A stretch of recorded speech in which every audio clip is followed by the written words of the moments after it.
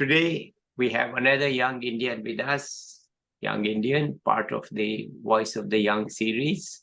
Hello, everyone. Good to be with you once again. Today, we have with us Kshitanjay Sondhi. Over to you, Kshitanjay. Let's hear from you. Thank you very much, Dr. Mathur. It's an honor to be on this panel with you. You might not remember, but 2 years ago, you were a part of the podcast series of Shahid Bhagat Singh College's Economic Society podcast called The Bigger Picture. Yes, I do remember. That's great. And it was only there when I got to know a lot about you and your participation in the podcast. That was a really good episode, I must say. And we got a lot of views from that episode as well. So right now, I'm currently pursuing my master's in development studies from the London School of Economics and Political Science. And I'm also giving this interview from London. At this point of time, I'm kind of working on my dissertation, and my dissertation topic is the macroeconomic and institutional consequences of populism in Africa. So it's basically a replication of a previous study, which was done in Latin America. So I've been just using a very similar methodology to analyze the causal relationship between the macroeconomic variables and how populist governments actually have an impact over them.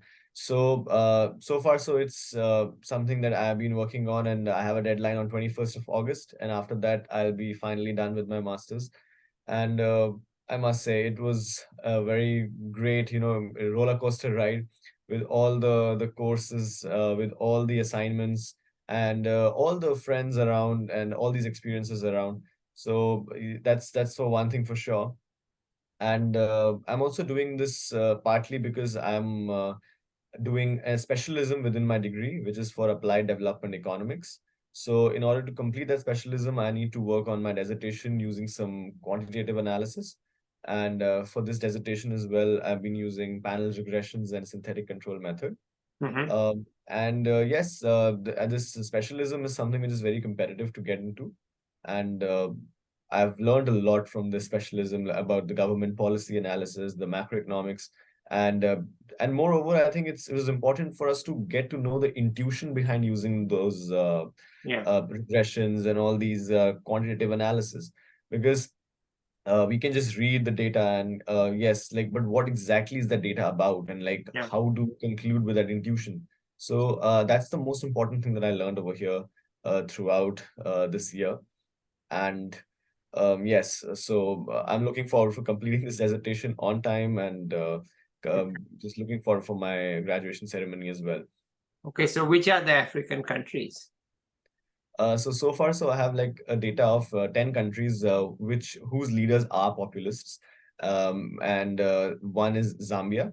Yeah, I have South Africa, yeah, Uganda, yeah, Ghana, Kenya, yeah, and Tanzania as yeah, a part of my list, yeah. and the number of leaders within those countries, and Senegal as well. I'm sorry, I missed Okay. that.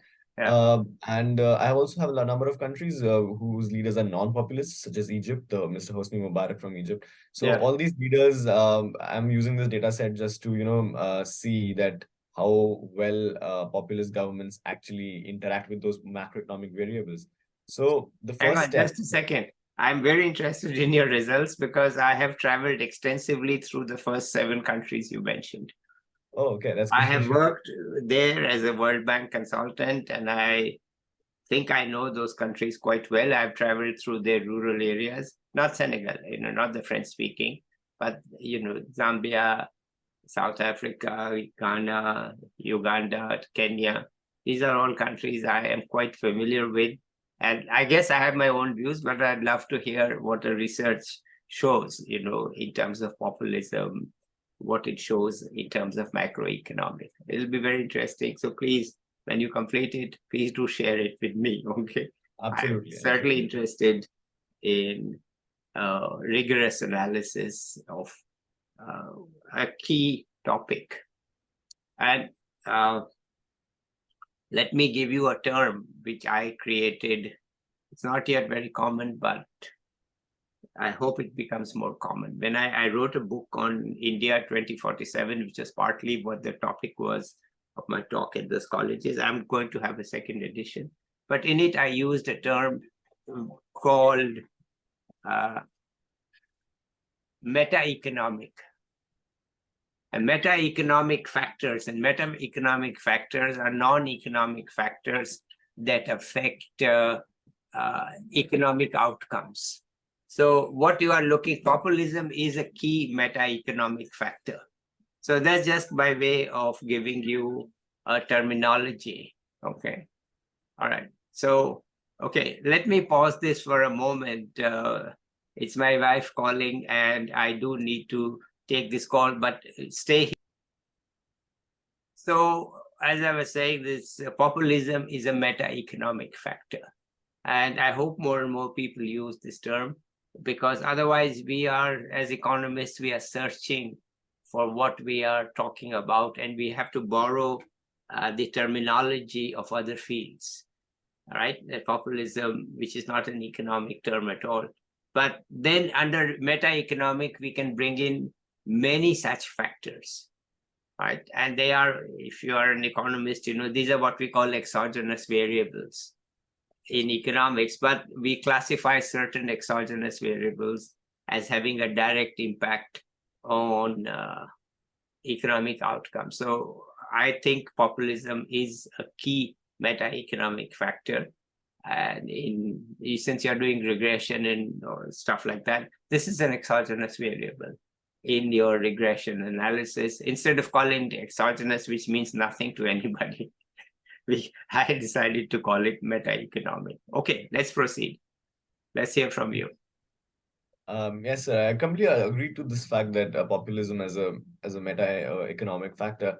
However, the first step for me to ensure was that I have a proper literature to back Yes, the of course. argument of populism in the first place. Yes. Like in economics, we say that populist government is a government which whose policies have very less stable macroeconomic associations. So if we say that a populist government came into power, they'll be called as populist because they don't have the stable policies. This would have actually caused what we call it the reverse causality issue in our study, that this is like the power which is coming up is actually leading to some unstable macroeconomic policies, and that this will actually give us some unstable results in our variables as well. So to pick up the political science definition of it was the first step, and to ensure that there are some factors A, B, C that has to be taken in consideration while you are labeling a leader as a populist leader. And this took me a lot of time in the first place. That's the first half of the methodology. And then came the second half of the methodology, using the data sets and to analyze the relationship between the populist governments and the macroeconomic variables and the institutional variables as well. Okay, wonderful. So after you complete it, I'm surprised you're here, because this is a busy time writing a dissertation, but somehow you feel confident enough that you are here. What's the next step for you? After this, for sure, I'll be going for like a Europe tour to celebrate my master's degree. That's the first thing. And regarding the jobs and my future prospects, I'll be looking forward to join some international organization as an intern, maybe, or as an entry-level consultant, just to get some idea of how the policy making works on the ground level, and also to take out all those capabilities that I have like learned at this university so far.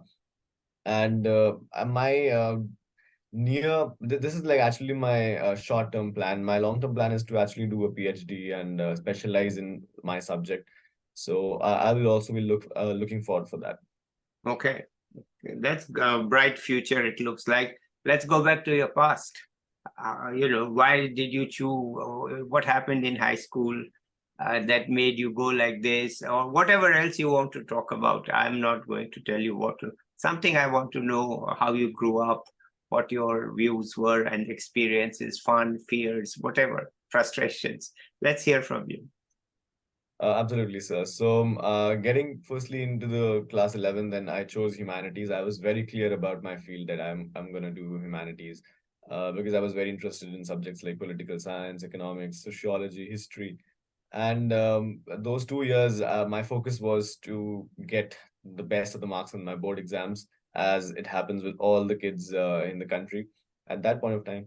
So, and just to get into any good college in the Delhi University, my target college was the Sri Ram College of Commerce, and obviously some things did not go really well, and but I was really happy to get into Shahid Bhagat Singh College, and I was doing economics honors.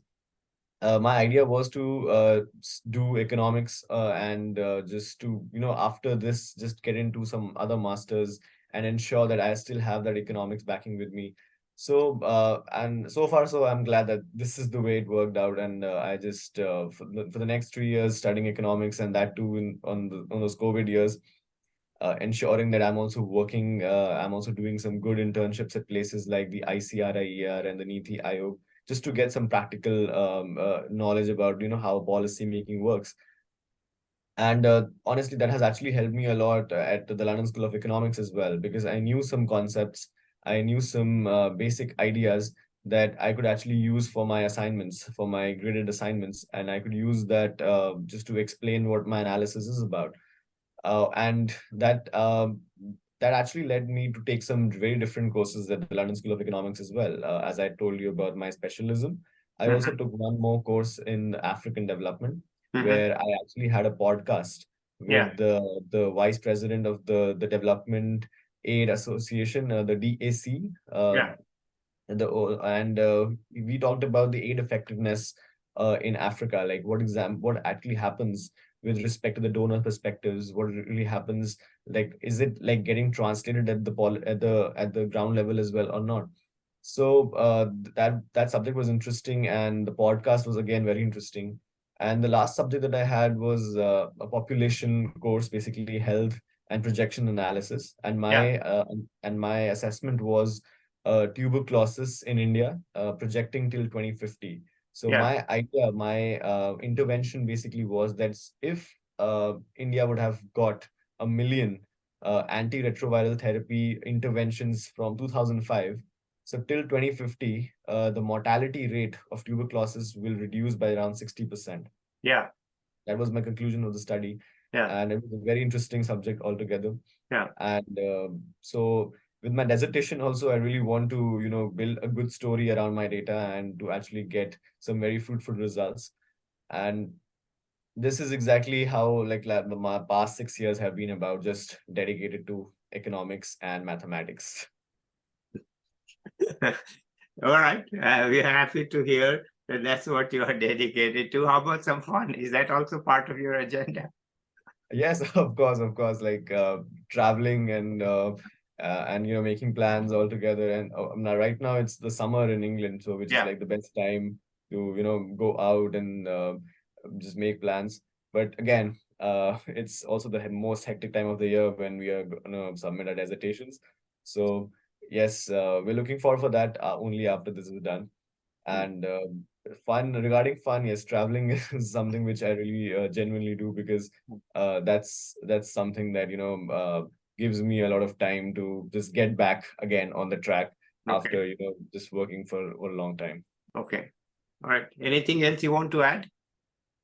I just want to know a lot about you as well, sir. Like, what exactly has been your experience Okay, after we can you talk completed your that we can master's? talk that offline. I can't have that recorded. I'm happy to answer your questions, but let's do that offline. This video is about you, not about me. And so I don't want to be featured in this. I just want to hear from you. We can talk offline. All right. Absolutely, sir. Would love to. Okay, so let's end this recording here. And hopefully you will succeed in your endeavors and you will do a PhD and become a professor or somebody like that. And let me just say to the viewers, I'm glad that we had you here today, and we'll have another young Indian or perhaps even from our neighboring countries soon. And till then, bye. Okay. Thank Bye-bye. you very much, sir. It was an honor having you.